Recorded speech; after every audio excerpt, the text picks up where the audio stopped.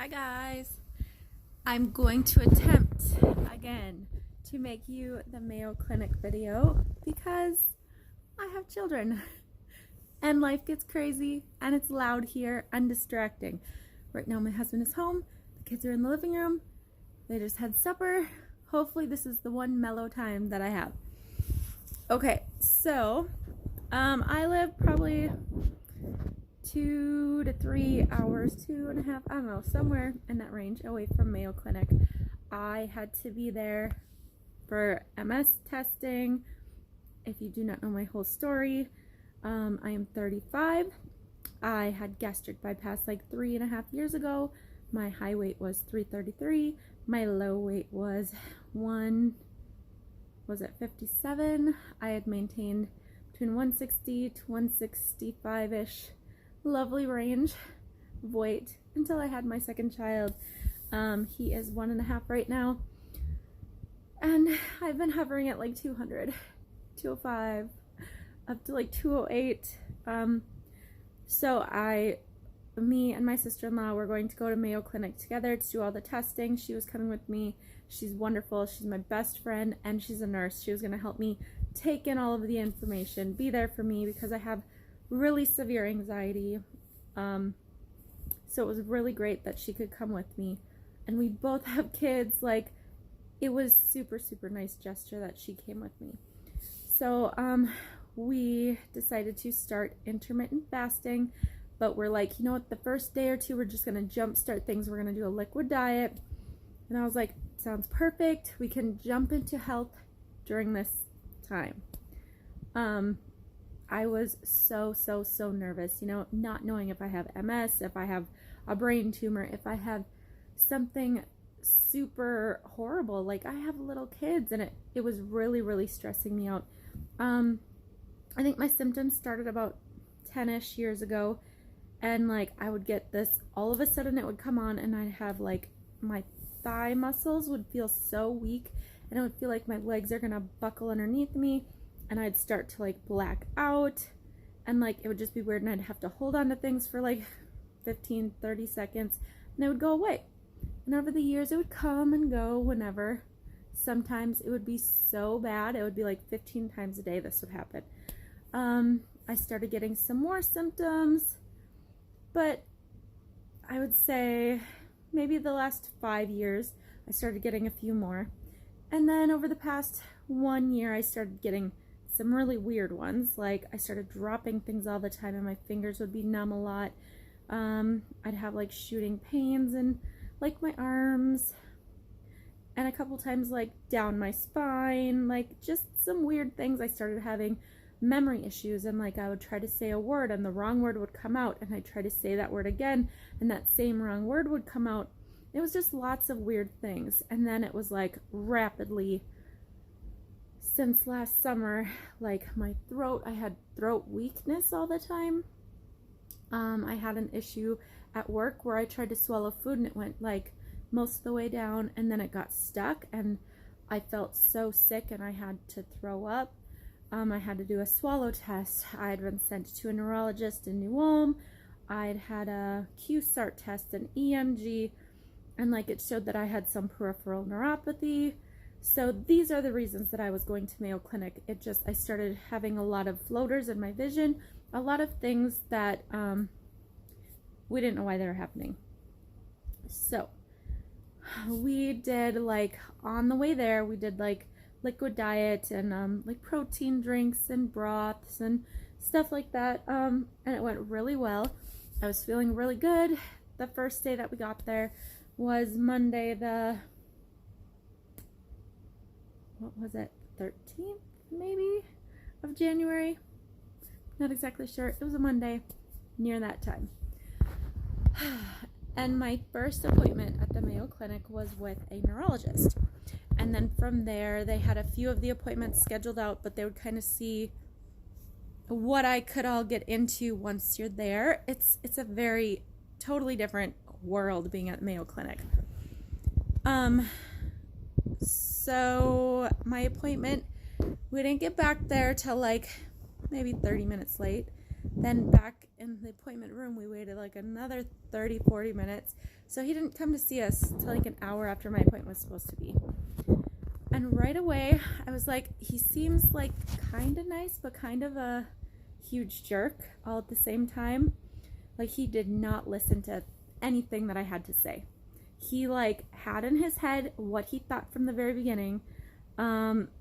He was trying to rush me through my symptoms, and then one of the symptoms, he was like, that doesn't even fit any of the rest of the stuff. And I was like, they told me to write down anything, any weird symptoms that I had, just in case they were related somehow. And I was like, okay.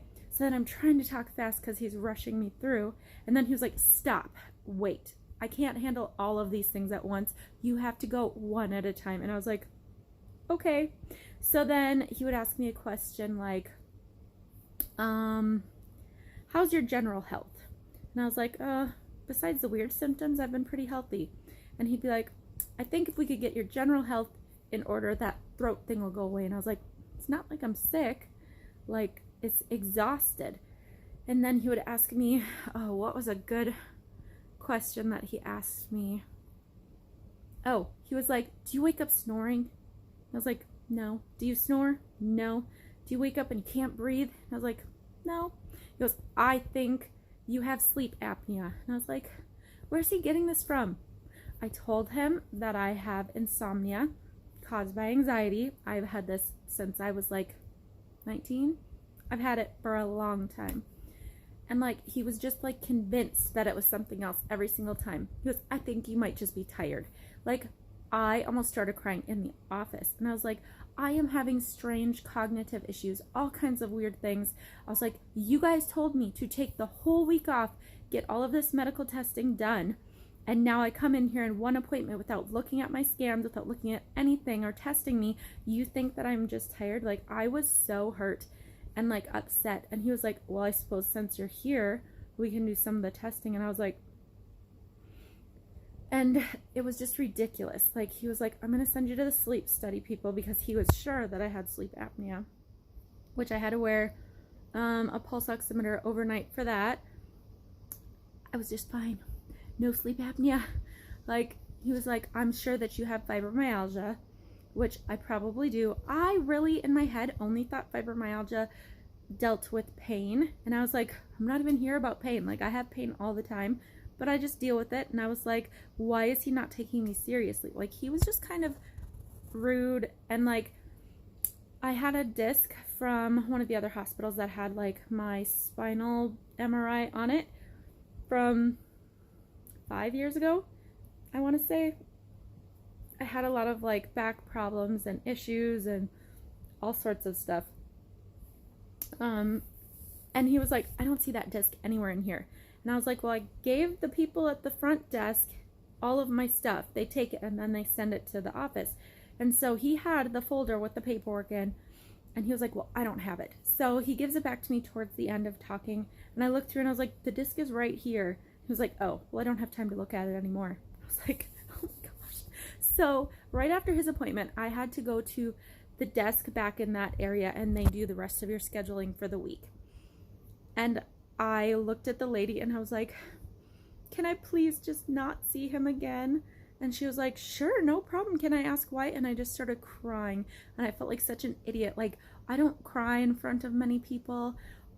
It just was too much. Like, I've had months and months of being shuttled from one doctor to another, having weird symptoms, especially for a 35-year-old person. Like, and then to not be taken seriously by the first person I saw. And I was like, dude, I have had to shuffle a lot of things. I am missing a whole week of work. I have no PTO, no compensation for this. I have to stay in a hotel for a week because the Mayo Clinic told me I had to. So I had to pay for that. My husband had to take FMLA to stay home with our kids for that whole week. And it was like, it was just too much on my shoulders. And I just couldn't take it anymore, and I was just crying. And then I just felt stupid. And I hadn't eaten the whole day before. I hadn't eaten that day. I had just been on a liquid diet. It was like emotional downpour, bad. It's crazy. Oh, I'm going to show you. When you get to Mayo Clinic, they give you this giant like packet of paperwork. And it says your name, your Mayo Clinic patient number, and like then it will show, let me show you. It will say like, in the gray part, it will say what building, what floor, like what time, and then it'll give instructions for each test that you have. Like, don't eat for this test, don't wear deodorant for this test. Like, it's a lot of stuff going on. When they have you for like the full week, they try to pack in as many things as they possibly can. So Monday I had, after my meeting with Mr. Krabby, then I had to go pick up, I had to sit through a teeny little class and pick up my pulse oximeter for the evening. And then that was our first day. Like, it was already just exhausting going there and having such an emotional time. So me and Laura decided that we were going to break our fast and we were just going to start eating and trying the intermittent fasting. But that day I weighed in at 201. So just like a day of fasting, I went down like a couple pounds. I don't even know, maybe 3, 4, I don't know, day and a half of fasting. So then on day 2, I had my blood test, which this is the weirdest, most efficient, like, what is it called? Is a pathology area I've ever seen in my life, whatever it is. You've got a huge waiting room full of people, and they have like 3 hallways. They have people constantly coming up to the different hallways and announcing this person's name. You go down that hallway, then there's a person over there. They call them back. There's like room after room after room. They just go bam, bam, bam, bam, bam down the line. And like, I got in there early and they actually hustled me through. It didn't take that long. I have, like, my veins are teeny, teeny, tiny. They always have to use a child's needle. I'm a very, very hard stick. My veins roll all over the place. I'm terrible. So I warned the lady. She had a hard time. But eventually she got it. They ran a lot of blood tests. I want to say they took like 7 or 8 vials of my blood. They were doing a lot of things. Then what did I have after that? Then I had to go back to the Center for Sleep Medicine. Let me tell you that the doctor that I talked to over like the sleep center area, nicest guy in the world. He confirmed that yes, I do have anxiety-induced insomnia. He talked to me about medications that I could possibly be on in the future. We talked about things that could be safe if I should ever want to have another baby. Like I said, I'm not done. I still want at least 1 more, and I don't want to put something in me that could affect the baby. I'm a very weird person. Like, even if the doctor says you can have this for nausea, it shouldn't cause any problems, just like knowing that possibly it could cause a problem, like, I won't take it. I'll just suffer through it. And I'm like, I would only take like Tylenol if I need to, but I don't like to take medication just in case I could become pregnant or have to go off of it or on it or whatever. So no medication for now. I've tried all the normal things like melatonin and things like that. None of that works for me. I've been on Xanax before. That helps me get my anxiety level to a controllable level where I can distract myself enough to survive. I've been on trazodone before. Like, we talked about my options. He was super kind, supportive. He says that I do not have any sort of sleep apnea. My pulse, my oxygen, everything looked great all night long. That was not a problem. Then was it? Then Tuesday was also my sweat test. So, you know how I already had a couple appointments? I was not allowed to wear deodorant until after the sweat test. I was like, oh my gosh, I'm going to see people. I wasn't allowed to wear makeup or deodorant or what was it? I was not allowed to, what does it say? 24 hours before the test, you cannot drink alcohol. You cannot do any vigorous exercise. 12 hours before the sweat test, you cannot Shave any part of your body. Do not wear elastic stockings or any other tight clothes. Do not put on any lotion or makeup on your face or body. During the 8 hours before your test, do not eat food, drink, or beverages that contain caffeine. Do not smoke or use tobacco, cigarettes, vaping, any of that. 3 hours before the test, it says drink enough liquids so that you are well hydrated. And during the 1 hour before the test, stay inside to avoid heat or cold exposure. The sweat test was the weirdest thing. I think the weirdest test I've ever had. So I get in there and they put me on a gurney. Like, you're in like a little robe that opens in the back. You have to lay on the gurney. She like puts a modesty cloth on your nether regions and a modesty cloth across your boobs, and then your little robe thing is gone. So you're laying there mostly naked, just covering the important bits, and then she powders you with orange powder all over, top to bottom. You have like glasses on, and they powder around your face, but it's everywhere, and you look like an Oompa Loompa. I might put some pictures in here. Okay, this is me getting ready for the sweat test. These are going to be super embarrassing pictures. This is me all orange. Such a flattering angle. I look like an Oompa Loompa. They have to put that on when they're shaking the powder all over so you don't breathe it in. Then there's the little thermometer, my cool shades. Yep, that's me after the sweatiness. It turns purple, and that stuff stains. And every place that your body sweated, that trickly, purpley, gross, it like stained like that for days. That's me after they finally let you have something to drink. Yeah, Laura took pictures for me in there. We'll see.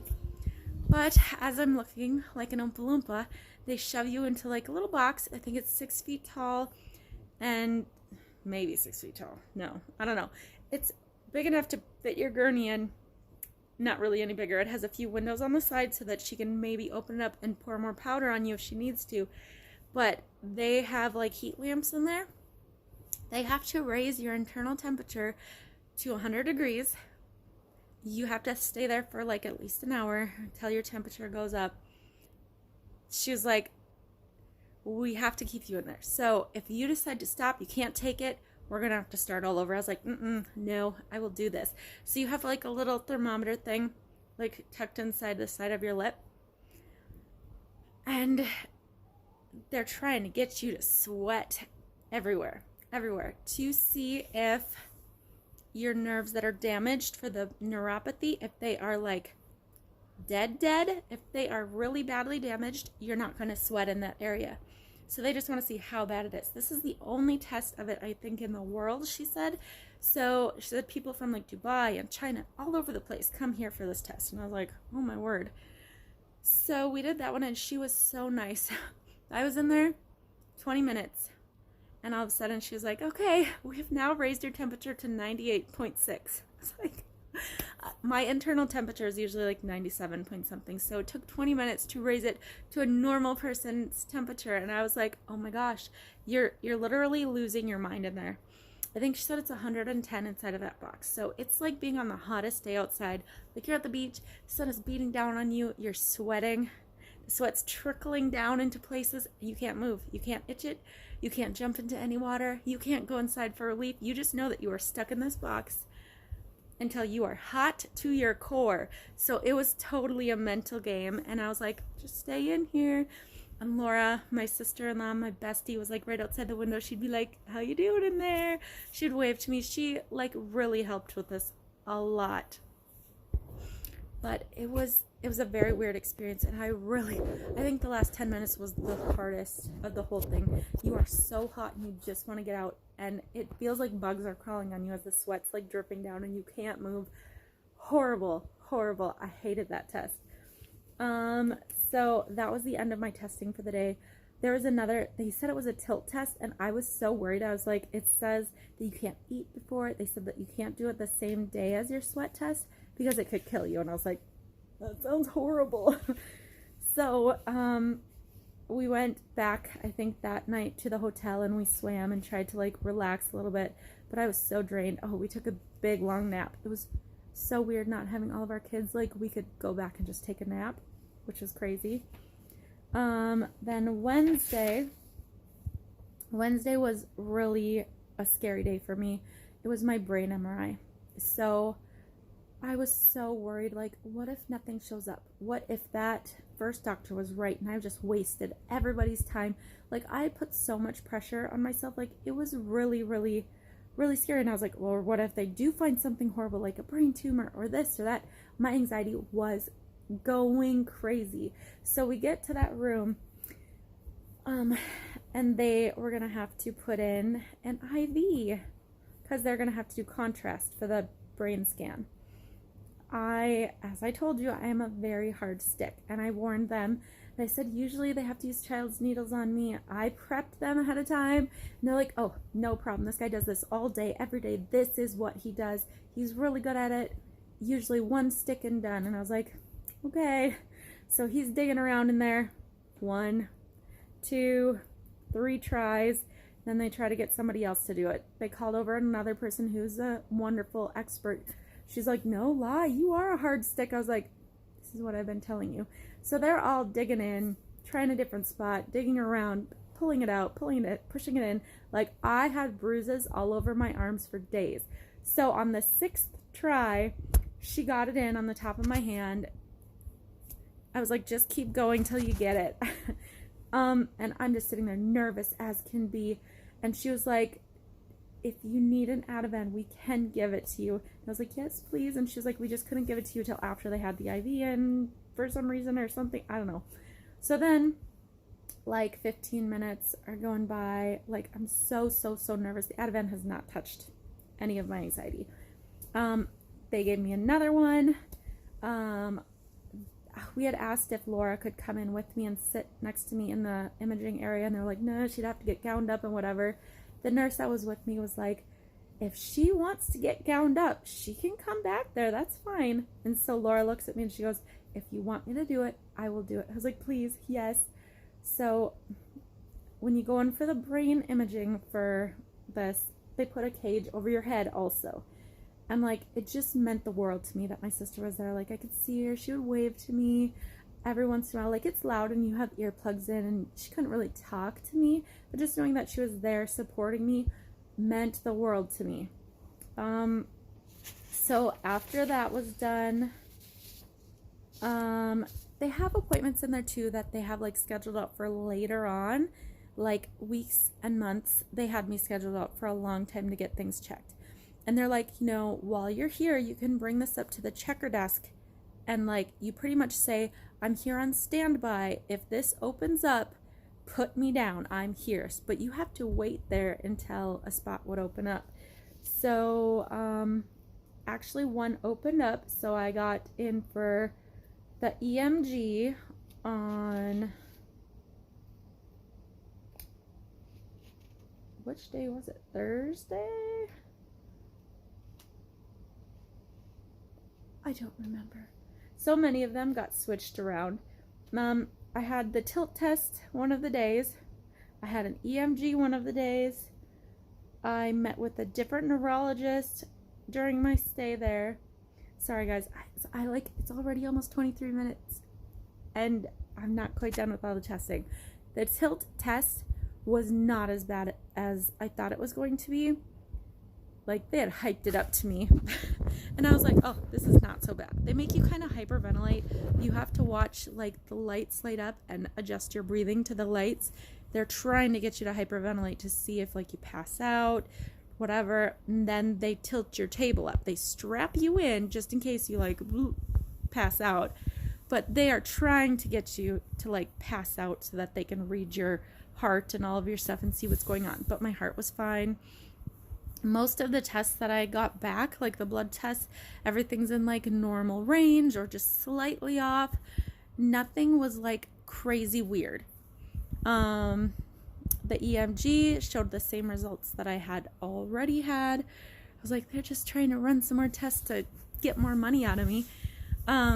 So like, I have peripheral neuropathy in my hands and my feet. We don't know why.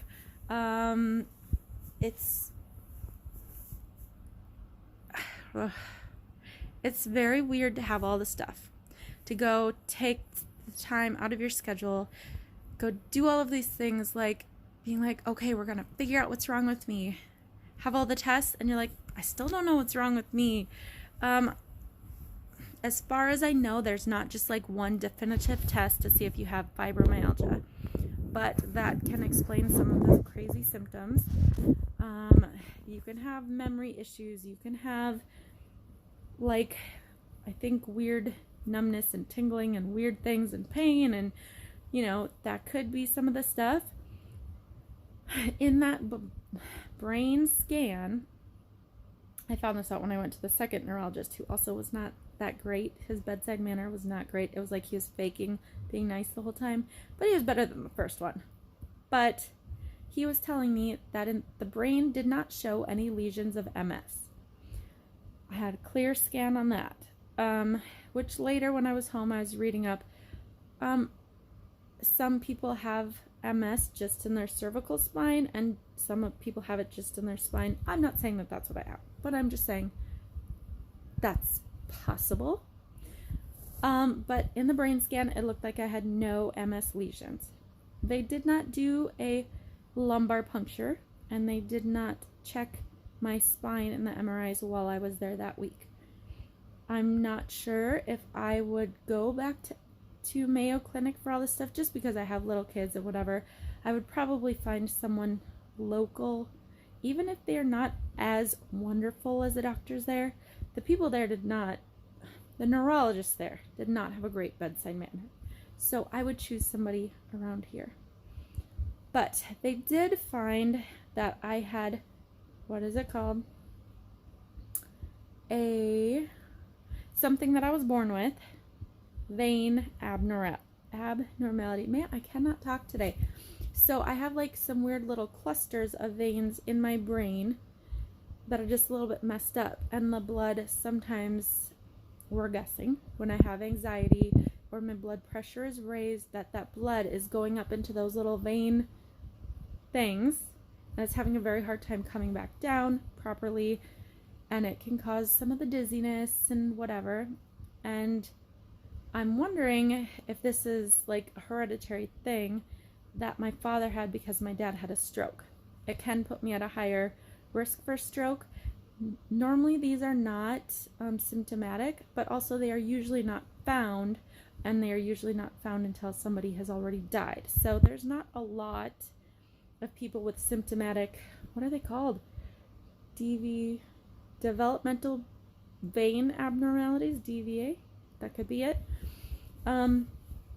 But like I had a couple weird symptoms where like my face was stuck in a grimace, like just some weird things. And a few of the studies of people with DVAs that had symptomatic DVAs had some of that weird stuff that I was experiencing. So that could be part of the issues.